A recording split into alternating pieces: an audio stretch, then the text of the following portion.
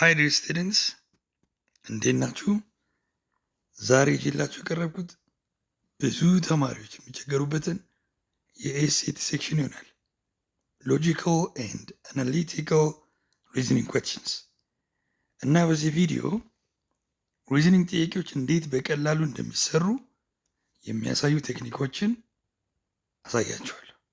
በተጨማሪም ከ2011 እስከ 2014 ያሉትን የሪዝኒንግ ጥያቄዎች መረጥ አድርገን ከየአይነቱ ልትረዱ በምትችሉበት ቋንቋ ሶልቭ አድርግላችኋለሁ። በአማርኛም ሊትል ኢንግሊሽ ጨማምረን ማለት ነው። ቪዲዮን በማየት ደጋግማችሁ በማየት እንድትጠቀሙ አበረታታችኋለሁ። እንደተለመደው ላይክ፣ ሼር and subscribe. Enjoy the video and thanks. Hi there. How are you keeping? ውድ ተማሪዎች እንዴት ናችሁ? ያው በዚህ ቪዲዮ ይዤላችሁ የቀረብኩት ሎጂካል ኤንድ አናሊቲካል ሪዝኒንግ ኩዌስችኖችን ይሆናል። እንግዲህ ቪዲዮዎቹን እያያችሁ ጥናታችሁን በበለጠ ሁኔታ እንድታጠናክሩ አበረታታችኋለሁ። እስኪ ነጥቦቹን አንድ ባንድ እናያለን። የመጀመሪያው ነገር what are logical and analytical reasoning questions? ምንድን ናቸው? እነዚህ logical and analytical reasoning questions ምንድን ናቸው? እንደምታዩት ሁለት ተርም ነው፣ logical and analytical reasoning. both are reasoning questions. አንዱ ሎጂክ ነው፣ አንዱ ደግሞ አናሊሲስ ነገር ነው ማለት ነው። ምንድን ናቸው? ለምንድን ነው የሚጠየቁት? logical and analytical reasoning questions evaluate the ability to analyze, interpret patterns and sequences, deduce from short passage, critically evaluate and complete arguments as they occur in ordinary language. ይህ ማለት ምንድን ነው?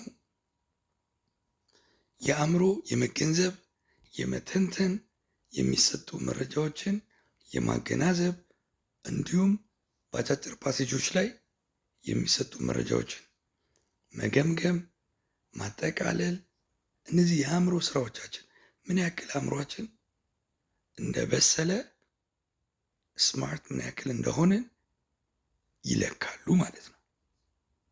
ሪል የኤስኤቲ ጥያቄዎች ቢኖሩ እንደዚህ አይነት ጥያቄዎች ናቸው።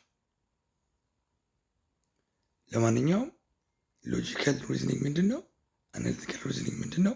እንዴት ይጠየቃሉ የሚሉትን ደግሞ እንይ እስኪ። How are logical reasoning questions presented? እንዴት ነው እስኪ ሎጂካል ሪዝኒንግ ጥያቄ የሚቀርቡት ወይ እንዴት ነው የሚጠየቁት? These questions are based on short arguments drawn from a wide range of sources like newspapers, magazine, publications, advertisements, etc. እነዚህ ብዙ ጊዜ አርጊመንቶች ላይ ስቴትመንት ፎሎድ ባይ አርጊመንትስ፣ ስቴትመንቶች የሆኑ መረጃዎች ይሰጣሉ፣ አከራካሪ ነገሮች ወይ ሀሳቦች እና ሌላ ማጠቃለያዎች። ስለዚህ ተማሪው ማጠቃለያ እንዲሰጥ ይጠበቃል፣ ኮንክሉዥንስ ማለት ነው። ወይም የተሰጡ ኮንክሉዥኖችን ተገቢነት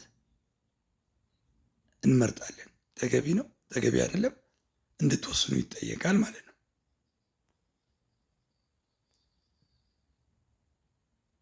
የሚቀጥለው ደግሞ how are analytical questions presented? አናሊቲካል ጥያቄዎች ደግሞ እንዴት ነው የሚቀርቡት?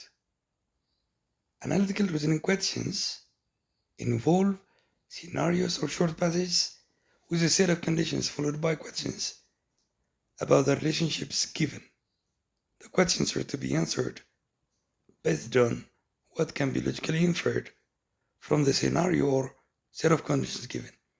ይህ ማለት ሴናሪዮስ ይሰጣሉ፣ ሴት ኦፍ ኮንዲሽን የሆኑ ቅድመ ሁኔታዎች ይሰጣሉ፣ በፓሴጅ ውስጥ ይሰጣሉ። አንብበን ነገሮችን ገጣጥመን በታትነን የተረዳነውን ነገር በምርጫው በሚጠየቀው ውስጥ ኢንፈር ማድረግ፣ ዲዲዩስ ማድረግ፣ ኮንክሉድ ማድረግ ይጠበቅብናል ማለት ነው። አናላይዝ ነው የምናደርገው ማለት ነው። መተንተን ነው፣ ማቀናጀት ነው የሚጠበቅብን ማለት ነው። እነዚህን ሁሉ በጥያቄ እንሰራቸዋለን። ለማንኛውም ሎጂካል ሪዝኒንግ እንዲሁም አናሊቲካል ሪዝኒንግ ጥያቄዎች እንዴት ይሰራሉ? ውጤታማ እንድትሆኑ እነዚህ የሚቀጥሉት ነጥቦች በጣም ወሳኝ ናቸው። Note the following points. Number 1. Try to break very long sentences into parts. እንደምታውቁት የኤስኤቲ ጥያቄ አናሎጂና አናሊቲክ ሪዝኒንግ ጥያቄዎች ረጃጅም አረፍተ ነገሮች ሾርት ፓሴጅስ ይበዛዋል። ረጅም አረፍተ ነገር ኮምፕሪሄንድ ለማድረግ ያስቸግራል። አንዳንዴ ሆን ተብሎ ይገባል። ምክንያቱም አእምሯችሁ ኮምፕሪሄንድ ማድረግ ይችላል፣ ብቃት አለው፣ ፊት ነው፣ ለዩኒቨርሲቲ ኮርሶች ብቁ ነው የሚለውን ቴስት ለማድረግ ስለሚፈለግ ስትሰሩት በፓርት ከፋፍለን ረጅሙን አረፍተ ነገር በፓርት ከፋፍለን መረዳት፣ ምክንያቱም ፕሬሳይስሊ ወይም በትክክል ሀሳቡን እንድንረዳ ይረዳናል ማለት ነው።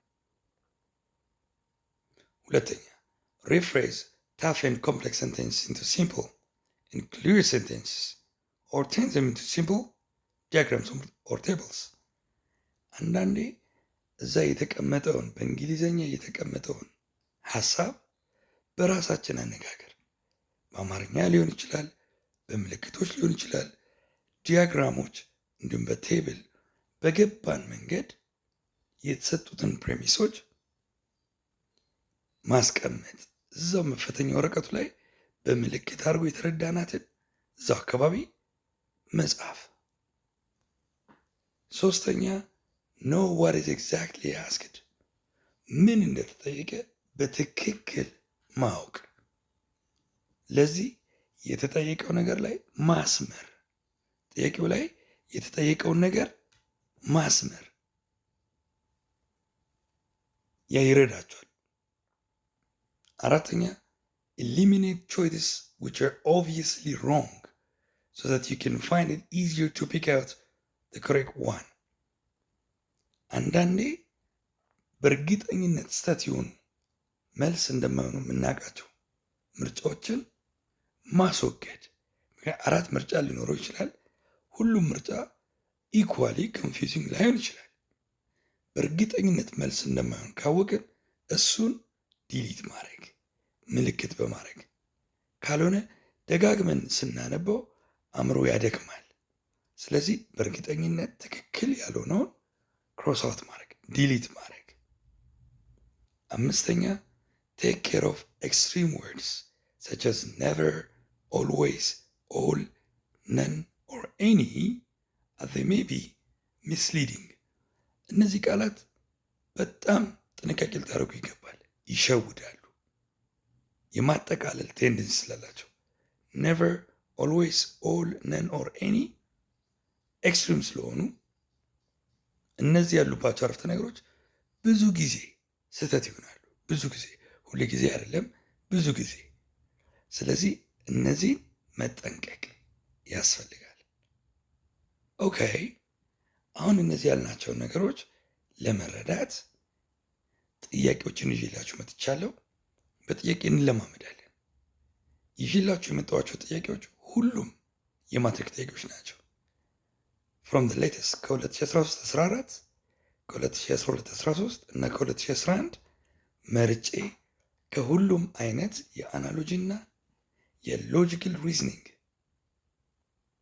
ጥያቄዎች በማካተት እናያቸዋለን ማለት ነው። ኦኬ፣ ዳይሬክሽኑ እንደዚህ ነው። answer the following questions based on the information given። አብዛኞቹ ትዕዛዝ እንደዚህ ናቸው። በሚሰጡት መረጃዎች መሰረት ጥያቄዎቹን መልሱ። የተለያዩ አይነት ጥያቄዎች ነው የሚሆኑት። ስለዚህ መልሶቻችንም አፕሮቹም የተለያዩ ነው የሚሆነው ማለት ነው። እስኪ የመጀመሪያዎቹ ከ1 እስከ 3 ያሉ ጥያቄዎች ከ2013-14 የተወሰዱ ናቸው። እስኪ እንያቸው። 1. 5 children are sitting in a row። 5 ልጆች በመደዳ ተቀምጠዋል። S is sitting next to P. S ከፒ ቀጥሎ ተቀምጧል። but not T. S ከቲ ቀጥሎ አልተቀመጠም። S ከፒ ቀጥሎ ተቀምጧል፣ ነገር ግን ከቲ ቀጥሎ አልተቀመጠም። ይህን እንዳረፍተ ነገር እንወስዳለን። ስለዚህ ምን ይሆናል ማለት ነው? S PT ሊሆን ነው ማለት ነው። or maybe otherwise K is sitting next to R. K እና R አጠገብ ለአጠገብ ነው የተቀመጡት። K R or RK ማለት ነው አይደል?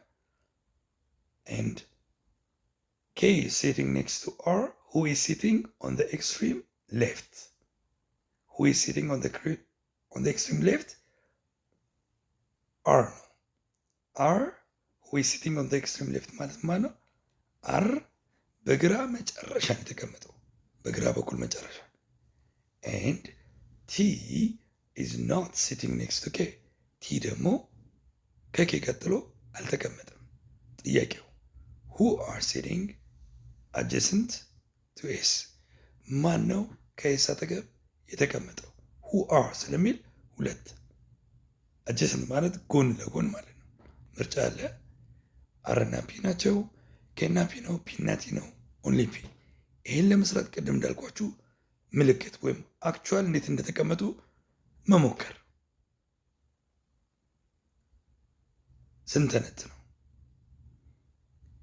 S is sitting next to P but not T ማለት S ከፒ ቀጥሎ ነገር ግን ከቲ ቀጥሎ አይደለም ማለት SPT ወይም TPS ነው ማለት ነው። ሁለተኛው K is sitting next to R ማለት KR ወይም RK ነው ማለት ነው። ሶስተኛው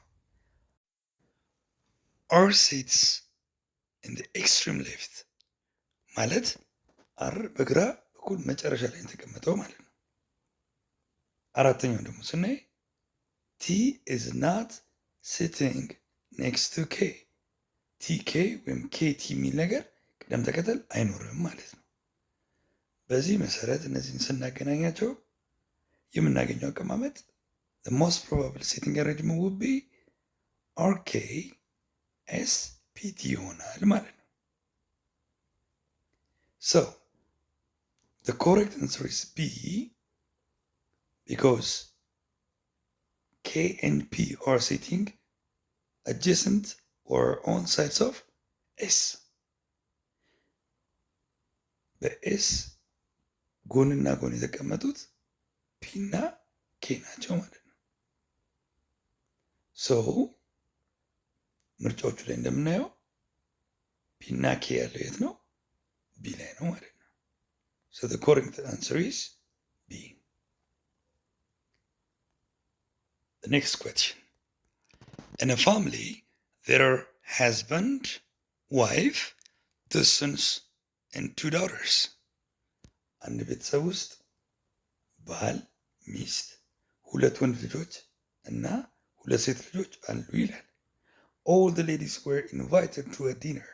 ሁሉም ሴቶች ራት ተጋብዘዋል። probably ሄደዋል ነው። Both sons went out to play. 2 ወንድ ልጆች ሊጫወቱ ወጥተዋል። Husband did not return from office. ባል ወደ ቤት አልመጣም ከስራ። The question is, who was at home? ቤት ማን ነበር ነው? ወል ማንም የለም። በተሰጡት መሰረት ማንም የለም ማለት ነው። እስኪ ምርጫዎቹ ነኝ። All ladies were at home? No. They were invited to dinner? Probably they've gone አይነት ነው። Only sons were at home? No, they've gone out to play. Nobody was at home? Yes. Only wife was at home? No. So the correct answer should be C. The best answer should be C. እንዲህ አይነት በጣም ቀላል ጥያቄም ሊኖር ይችላል። ሶ አንዳንድ ጊዜ እንደው ፈተናው ከባድ ነው ብቻ በሚል ሳንሞክር ብላይንድ ፎልድ ገምተን ከምንወጣ let's just give it a try. እንሞክረው እስኪ። ሁል ጊዜ ከባድ አይሆንም። ዝም ብሎ አንዳንድ ተማሪ ረጅም ጽሑፍ ምናምን ሲኖር ይጨንቀዋል። የስ ነገር ግን ረዘመ ማለት ከባድ ነው ማለት አይደለም። አጭር ነው ማለትም ቀላል ነው ማለት አይደለም። ሜንታል አቲቲዩዳችን የተስተካከለ መሆን አለበት። ከገባን እንደ አይነት ጥያቄዎች እንዳሉ ከገባን እንሰራለን። ኮንፊደንሳችን ቡስ ማድረግ እንችላለን። የከበደንን ብንገምት ችግር የለውም። ቀላል ጥያቄዎችን ግን ልትሰሩት የምትችሉትን ግን ብቻ ከባድ አድርገን አስዩም አድርገን ዝም ብለን ከምንገምት እንሞክራቸው። እስኪ የሚቀጥለውን ጥያቄ እንስራ።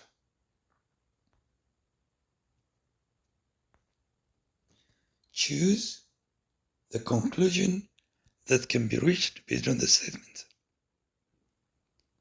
ስቴትመንት አለ፣ ኮንክሉዥን አለ።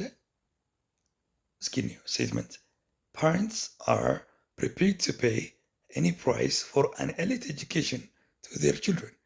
ቅድም ባልናቸው ቴክኒኮች መሰረት ረጅም አረፍተ ነገር ነው። እስኪ ብሬክ እናድርገው። parents are prepared to pay any price. ወላጆች ማንኛውንም ዋጋ ለመክፈል ዝግጁ ናቸው ይላል። ለምን? for an elite education to their children. ለልጆቻቸው ጥሩ ትምህርት፣ ኤሊት ኤጁኬሽን ጥሩ ትምህርት ለማለት ነው። ወላጆች ለልጆቻቸው ትምህርት ማንኛውንም ዋጋ ለመክፈል ዝግጁ ናቸው ይላል።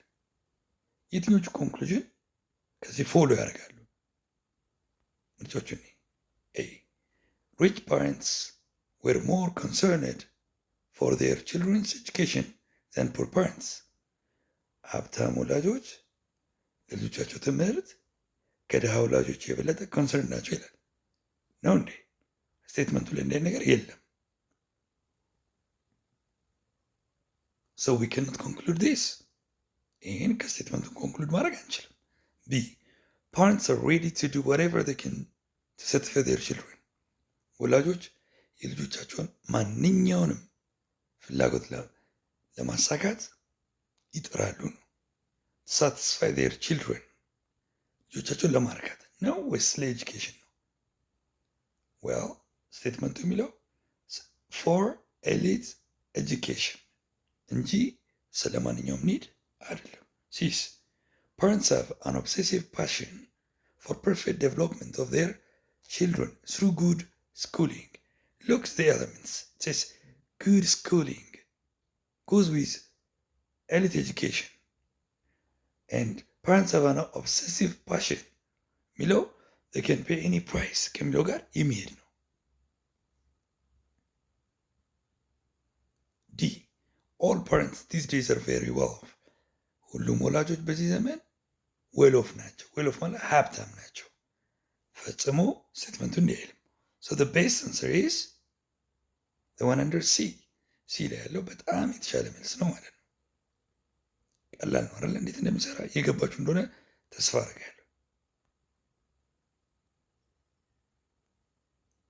well የሚቀጥሉት ጥያቄዎች ደግሞ ከ2012 የዩኒቨርሲቲ መግቢያ ፈተና የተወሰዱ ናቸው። እንዳልኳችሁ ተመርጠው ነው ከየአይነቱ አንድ አይነት የሆኑትን መረጥ አድርጌ፣ ምክንያቱም ሁሉንም እዚህ ላይ ለማሳየት ያስቸግራል ጽሁፍ ነገር ስለሆነ። እስኪ አራተኛው እንስራው። የጥያቄ ቁጥራቸው በወረቀት ላይ የተለየ ነው። ለዚህ ፐርፐዝ ነው ቁጥሩ 4 የሆነው። ለማንኛውም ጥያቄው ጋር እንሂድ። which two statements prove that ለምለም and ሳሙኤል are married? ከሚከተሉት ውስጥ የትኞቹ ሁለት አረፍተ ነገሮች ናቸው ለምለምና ሳሙኤል እንደተጋቡ የሚያሳዩት ይላል። እኒህ እስኪ ኤ ለምለም is married to አለሙ's only brother. ለምለም ያገባችው የዓለሙን ብቸኛ ወንድም ነው። ይህ ያሳያል እንዴ? የዓለሙ ብቸኛ ወንድም ሳሙኤል ከሆነ ኦኬ ይሆናል፣ ካልሆነ ግን አይታወቅም። ቢ ለምለም ሜሪድ ሄር ሃይ ስኩል ስዊት ሄርት። ለምለም ያገባችው የሃይ ስኩል ፍቅረኛዋን ነው እና ያ ሳሙኤል ነው። አይ ዶንት ኖ። የሚያሳይ ነገር ካለ አገናኝተን እንሰራለን። አይታወቅም። ሲ ሳሙኤል and ለምለም ላቭ ኢች አዘር። ሳሙኤልና ለምለም ላቭ ኢች አዘር ይፋቀራሉ ይላል። በመፋቀር ብቻ መጋባትን ማምጣት ይቻላል? አይ ዶንት ቲንክ ሶ። ሁሉ ጊዜ አይሆንም። ዲ አለሙ had the same parents as ሳሙኤል Okay, let's have a look at አለሙ has the same parents as ሳሙኤል። ምን ማለት ነው? አለሙ እና ሳሙኤል አንድ አይነት ወላጅ አላቸው ማለት they're brothers። ከኤ ጋር ስናገናኘው ለምለም is married to አለሙ's only brother ማለት ሳሙኤል የአለሙ ወንድም ነው ማለት ነው። ሳሙኤል የአለሙ ወንድም ከሆነ ብቸኛ ወንድሙ ከሆነ ለምለም is married to ሳሙኤል። ሶ ዲና ኤን በማገናኘት ለምለም እና ሳሙኤል ሜሪድ እንደሆኑ ማሳየት ይቻላል። ሶ ኤና ዲ በማገናኘት መስራት ይቻላል ማለት ነው። ምርጫዎች ውስጥ እንሂድ እስኪ። ኤንዲ፣ ቢ እና ሲ፣ ኤሲ፣ ኤንሲዲ። ስለዚህ ትክክለኛው መልስ ምንድን ነው? ኤ ነው ማለት ነው።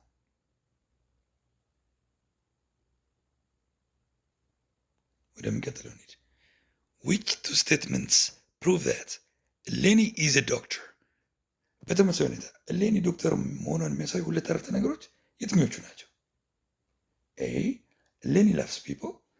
እሌኒ ላቭስ ፒፕል ሰው ስለወደደች ዶክተር መሆኗን ያሳያል? በቂ አይደለም። እሌኒስ ፋዘር ኢዝ ቲቸር። የእሌኒ አባት መምህር ነው እና መምህር ከሆነ እሷ ዶክተር መሆን አለባት? በቂ አይደለም። እሌኒስ ብራዘር ኢዝ ዶክተር። የእሌኒ ወንድም ዶክተር ነው እና ሰው ዶክተር መሆኗን ያሳያል? በቂ አይደለም። እሌኒ has the same job as her brother. Here is the point. Look, እሌኒ የወንድሟን አይነት ስራ ነው ያላት እና ወንድሟም ነው የሚሰራው። ወንድሟ ዶክተር ነው። That means she's also a doctor. You see how the two relate? ሲ እና ዲ በማገናኘት we can decide or conclude that እሌኒ is a doctor. እሌኒ ዶክተር መሆኗን ሲ እና ዲን በማገናኘት እንሰራለን። ስለዚህ የትኞቹ ናቸው ሁለት አረፍተ ነገሮች እሌኒ ዶክተር መሆኗን የሚያሳዩት? ሴንቴንስ ሲ እና ሴንቴንስ ዲ። ምርጫዎቹን እስኪ። ሴንቴንስ ሲ እና ሴንቴንስ ዲ ያለው የት ነው? ምርጫ ቢ ላይ። የሚቀጥለውን ስራ እስኪ። which two statements prove that Hannah is younger? ሀና ያንገር መሆኗን የሚያሳዩት ሁለት አረፍተ ነገሮች የትኞቹ ናቸው? ሀና lives with her brother። ሀና ከወንድሟ ጋር ነው የምኖረው። ከወንድሟ ጋር መኖሯ ያንገር መሆኗን ያሳያል? በቂ አይደለም። ሀና is a little sister of አለሙ። ሀና የአለሙ ታናሽ እህት ነች። the question is አለሙ ትልቅ ነው ትንሽ ነው? little sister yes ያንገር ነች። ያሳያል? ሲ አለሙ is still a student። አለሙ ገና ተማሪ ነው ይላል። ተማሪ ማለት ኤሌመንትሪ ነው፣ ሃይ ስኩል ነው፣ ዩኒቨርሲቲ ነው። ያንገር እድሜውን የሚያሳይ ነገር የለም። ዲ አለሙ has just turned 14። አለሙ በቅርብ ነው 14 ዓመት የሞላው። well this shows that he is young። እና ደግሞ ቢን ስታዩት ሀና is a little sister of አለሙ።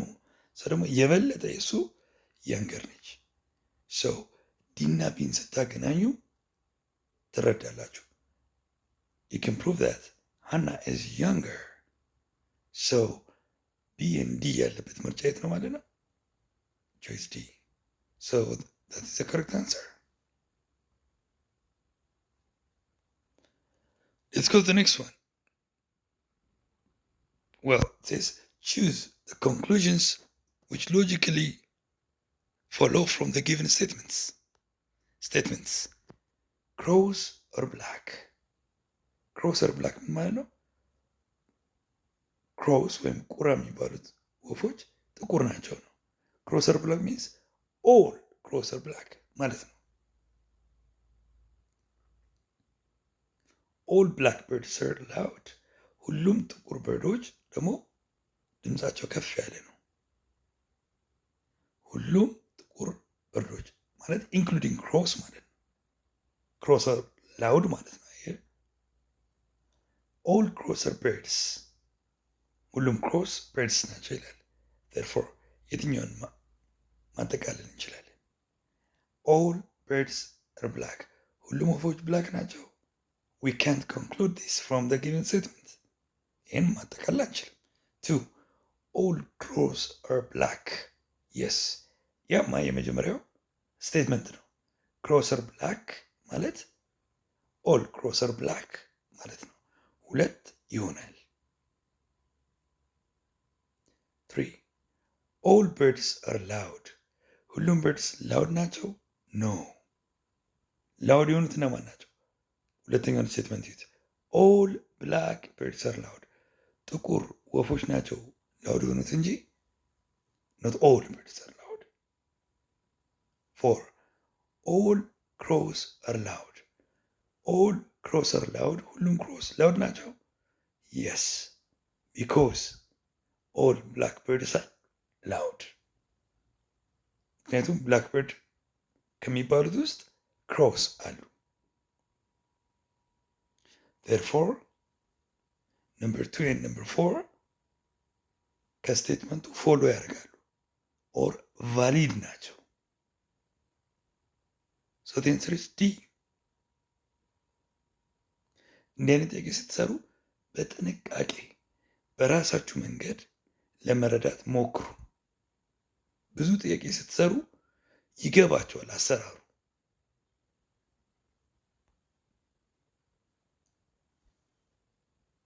ኦኬ፣ ወደሚቀጥለው ጥያቄ እንሂድ።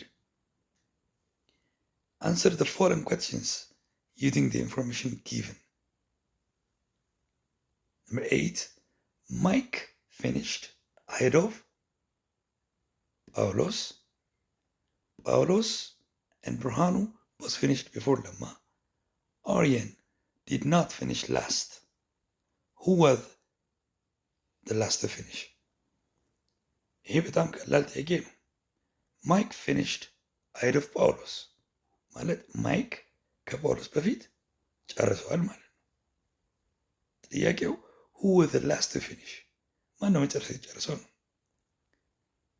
ማይክ ከሱ ቀድሞ ስለጨረሰ መጨረሻ ሊሆን አይችልም። ጳውሎስ and ብርሃኑ both finished before ለማ። ጳውሎስ እና ብርሃኑ ከለማ በፊት ነው የጨረሱት። እንዲያ ከሆነ ጳውሎስ እና ብርሃኑ መጨረሻ አልጨረሱም ማለት ነው። so ሲናዲ መልስ አይሆንም። ሲ ብርሃኑ ይላል፣ ዲ ጳውሎስ ይላል። they finished before ለማ። ስለዚህ እነሱ መጨረሻ አልነበሩም ማለት ነው። ኦሪየን did not finish last። ኦሪዮን ደግሞ መጨረሻ አልነበረም። የመልስ አይሆንም ማለት ነው። አንዳንድ ጊዜ በኢሊሚኔሽን ሜካኒዝም በእርግጠኝነት ክሮስ አውት ስታደርጉ በእርግጠኝነት ባይገባችሁ እንኳን በኢሊሚኔሽን ሜካኒዝም correct answer ላይ ትደርሳላችሁ። so our answer by default is Lamma under choice B. ኦኬ፣ ወደሚቀጥለው እንሄዳለን። የሚቀጥሉት ጥያቄዎች ደግሞ ከ2011 የዩኒቨርሲቲ መግቢያ ፈተና የተወሰዱ ናቸው። እስኪ አንድ ባንድ እንያቸው። አንደኛው a factory worker has one more than 5 children. አንድ የፋብሪካ ሰራተኛ ምን አለው አለ? has one more than 5 children. one more than 5 means ከአምስት በላይ አንድ 6 ልጆች አሉት ማለት ነው። ሆም ብሎ በእንዲህ አይነት ኤክስፕሬሽን ያስቀምጠዋል። 6 ልጆች አሉት። no one else in the factory has 6 children. no one else ማለት ሌላ ማንም 6 ልጆች የሉትም። ሌላ ማንም። which of the following conclusions logically follows from the given statements? ከሚከተሉት ውስጥ የትኛው ነው በዚህ ስቴትመንት መሰረት ማጠቃለል የሚቻለው? ምርጫዎቹን ነኝ። all workers in the factory have 6 children each. ሁሉም ሰራተኞች 6 ልጆች አሏቸው። ኖ፣ ይሄ ከስቴትመንቱ መረዳት አንችልም። ቢ some of the factory workers have more than 6 children. አንዳንዶቹ የፋብሪካ ሰራተኞች ከ6 በላይ ልጆች አሏቸው። ኖ፣ it says no one else in the factory has 6 children. ማንም 6 ልጅ ያለው የለም ከዛ ከአንዱ ሰራተኛ በስተቀር። ሲ only one worker in the factory has exactly 6 children. yes, only one የተጠቀሰው ፈርስት ላይን ላይ የተጠቀሰው አለው። ዲ everybody in the factory has children. ሁሉም የፋብሪካ ሰራተኞች ልጆች አሏቸው። ይህን ማወቅ አንችልም። በእርግጠኝነት የምናውቀው ማን ነው? ማናቸውም 6 ልጅ የላቸውም እንጂ ሁሉም ልጅ አላቸው የሚለው ማጠቃለል አንችልም። So the correct answer should be C. The next question. Zim statement አለ conclusion አለ statement. North Korea faced growing international opposition for its decision to explode nuclear weapons at its test site. Well, ይህም ረጅም ከሚባሉ አረፍተ ነገሮች ውስጥ አንዱ ነው። ብሬክ እናደርገዋለን በትክክል ለመረዳት። ኖርዝ ኮሪያ ፌስድ ግሮዊንግ ኢንተርናሽናል ኦፖዚሽን ማለት ኖርዝ ኮሪያ ዓለም አቀፍ ተቃውሞ ገጠማት ወይም እየገጠማት ነው። ለምን? ፎር ኢትስ ዲሲዥን ለውሳኔዋ ምንን አስመልክቶ? ቱ ኤክስፕሎድ ኒውክሊር ዌፐንስ አት ቴስት ሳይት የኒውክሊር ማፈንዳት ሙከራ ለማድረግ መወሰኗን ተከትሎ ዓለም አቀፍ ተቃውሞ እየገጠማት ነው። ኮንክሉዥኖች ተሰጥተዋል። አንደኛው the citizens of the nation favored the decision የሀገሩ ዜጋ ውሳኔውን ፌቨር አድርገዋል፣ ደግፈዋል።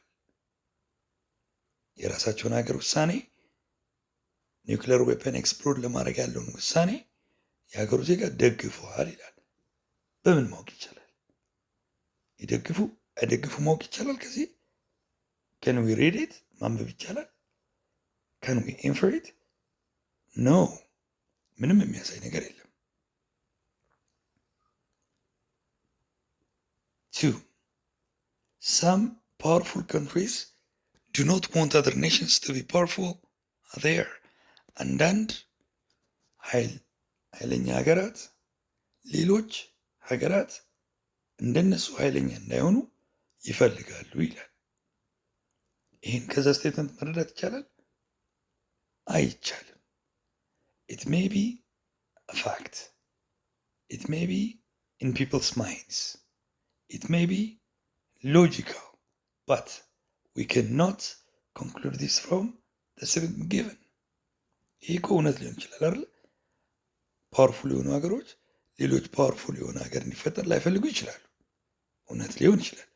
ግን ይሄንን ከተሰጠው ስቴትመንት ውስጥ ግን ማውጣት አንችልም። ምንም ፍንጭ የለንም። ስለዚህ አንደኛውም ሁለተኛውም ከኮንክሉዥኑ ጋር በቀጥታ የሚገናኙ አይደሉም። ጥያቄው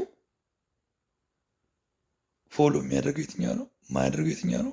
ፎሎ ያደርጋሉ ሁለቱም አያደርጉም የሚል ምርጫዎችን እስኪ neither conclusion 1 nor to follows አንደኛውም ኮንክሉዥን ሁለተኛውም ፎሎ አያደርጉም። neither ማለት አያደርጉም። yes እንደኛ ረዳዳው አይገናኙም። b both conclusions 1 and 2 follow ሁለቱም ከስቴትመንቱ ጋር ኮንክሉድ ማድረግ እንችላለን ነው የሚለው። የኤ ተቃራኒ ነው ወላ አይቻልም። ቅድም አይተናል። ሲ ኦንሊ ኮንክሉዥን 1 ፎሎስ ኮንክሉዥን 1 ፎሎ አያደርግም፣ ኮንክሉዥን 2 ፎሎ አያደርግም። ሶ አሰራሩን ካያችሁ በጥንቃቄ ማየት ነው። ሶ the correct answer is A.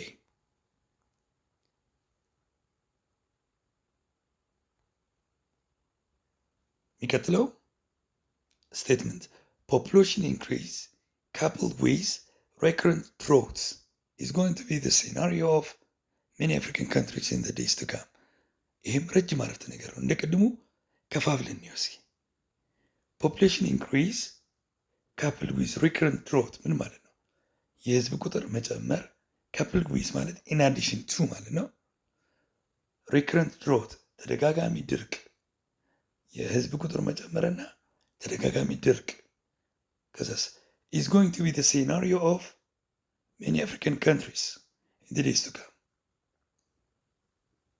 is going to be the scenario ማለት ገና የወደፊት ጉዳያቸው ነው። ለማ for many African countries in the days to come በሚመጡት ጊዜያት ለአፍሪካ ሀገራት እነዚህ ሁለት ጉዳዮች ስጋት ወይም ጉዳይ ሆነው ይቀጥላሉ ነው የሚሆነው።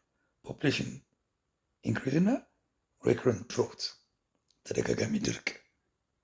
እስኪ ኮንክሉዥኖችን እኔ ኮንክሉዥንስ 1 the population of developing countries will not continue to increase in the future in ማጠቃለል ይቻላል። የዴቨሎፒንግ ካንትሪስ ህዝብ ቁጥር will not continue to increase አይጨምርም in the future ነው የሚለው። ይሄ ኦልሞስት ተቃራኒ ነው። እንደውም እንደሚጨምር ስጋት እንደሆነ ነው የሚያሳየው። ይህንን ኮንክሉድ ማድረግ አንችልም ከስቴትመንቱ። ኢንፋክት the opposite። ስለዚህ ይሄ ሊሆን አይችልም። this it will be very difficult ከባድ ይሆናል ምን for the governments of many African countries ለአብዛኞቹ የአፍሪካ መንግስታት to provide its people decent quality life ለዜጎቻቸው ለህዝቦቻቸው decent quality life ፕሮቫይድ ለማድረግ ይቸገራሉ ነው የሚለው። ይህን ኮንክሉድ ማድረግ ይቻላል። ይቸገራሉ? አዎ ይቸገራሉ። ስለ ቦት አፍሪካን ካንትሪስ ስቴትመንቱም ላይ ለምን ነው የሚቸገሩት? ፖፑሌሽን ኢንክሪዝ አለ፣ አጌንስት ዲሰንት ኳሊቲ ላይፍ ነው። ሪከረንት ድሮት አለ፣ ተደጋጋሚ ድርቅ። የስ ኢትስ ኦልሶ አጌንስት ዲሰንት ኳሊቲ ላይፍ ነው። ሶ ኮንክሉዥንቱን ከስቴትመንቱ መረዳት ይቻላል። ሶ ኦንሊ ኮንክሉዥን ቱ ፎሎ ያደርጋል ማለት ነው። ምርጫዎችን እስኪ ኤ ናይዘር ኮንክሉዥን 1 nor 2 follows no conclusion 2 has got something to do with the statement conclusion 2 ከስቴትመንቱ ጋር የሚገናኝ ነገር አለው። ስለዚህ ሁለቱም ፎሎ አያደርጉም አንልም። ኤ አይሆንም። ቢስ only conclusion 1 follows no that's the opposite C both conclusions 1 and 2 follow ሁለቱ አይደሉም አንድ ላይ አይሆንም። D only conclusion 2 follows yeah probably and the best answer is D እዚህ ውስጥ ለመረዳት ስቴትመንቱንም ኮንክሉዥንም ለመረዳት ጠቃሚ ቃላት አሉ። እነሱን አሳያችኋለሁ። recurrent ማለት repeated ማለት ነው። recurrent drought happening repeatedly ማለት ነው። coupled with means in addition to or plus እንደማለት ነው። በተጨማሪ ማለት ነው። አብሮ መምጣት ማለት ነው። scenario ማለት some kind of situation, given situation, a case or a sequence of events when imagined ሊመጣ የሚችለውን ነገር ጉዳዩን በአእምሮ ስናሰላስለው ማለት ነው። in the days to come means in the future በሚመጡት ጊዜያት ወይም ወደፊት ማለት ነው። providing decent quality of life is hard to realize yes where there exists overpopulation and drought overpopulation እና drought ባለበት decent quality life ማምጣት አንችልም። well dear students በነበረው ማብራሪያ እና በተሰጡት ነጥቦች መሰረት ሎጂካል ኤንድ አናሊቲካል ሪዝኒንግ ጥያቄዎች እንዴት ውጤታማ በሆነ መንገድ መስራት እንደምትችሉ አይታችኋል። ስለዚህ ተጨማሪ ጥያቄዎችን በራሳችሁ በመስራት ቴክኒኮቹን አፕላይ በማድረግ እንድትለማመዱ አበረታታችኋለሁ። I am sure you like the ቪዲዮ እንደተመቻችሁ በጣም እርግጠኛ ነኝ። ተጨማሪ ቪዲዮዎችን በሌሎች ሴክሽኖች ዙሪያና በዚህም ሴክሽን ተጨማሪ ሌሎች ጥያቄዎችን ይዤላችሁ እመጣለሁ። ቪዲዮውን ከወደዳችሁት ላይክ፣ ሼር እንዲሁም ሰብስክራይብ በማድረግ ተጨማሪ ቪዲዮዎችን አገኙ። Thank you so much and goodbye.